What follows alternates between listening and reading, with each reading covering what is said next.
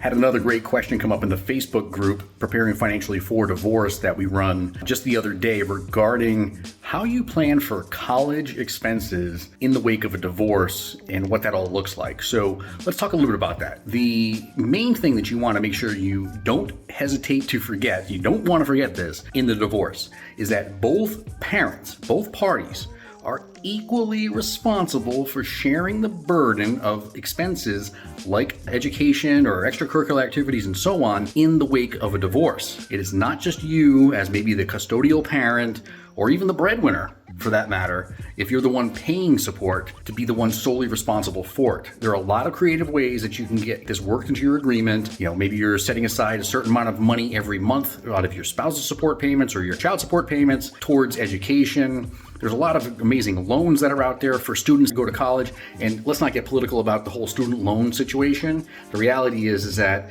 as a financial planner for 20 years now, I've had this conversation thousands and thousands of times with people. And what you don't want to do is put your retirement on the back burner and your future financial needs on the back burner for the kids to go to college. They can simply get loans and work to pay those off, just like the majority of us did over the course of the last however many years. You cannot take a loan out for your retirement. Let me say that one more time.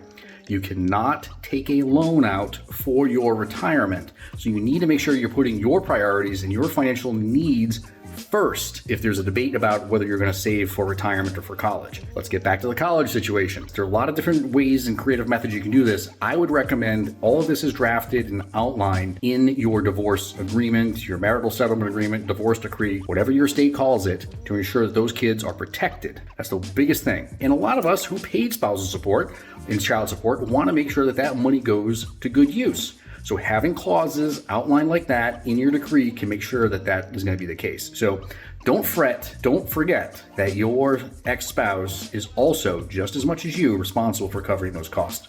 Hope it helps, but there's no magic bullet here. I know that's what you're looking for. You're looking for the magic bullet. There really isn't one. What you do have to do is get creative and make sure everything is outlined legally in the documents to ensure that they can be enforced if the other side doesn't follow through. Hope it helps.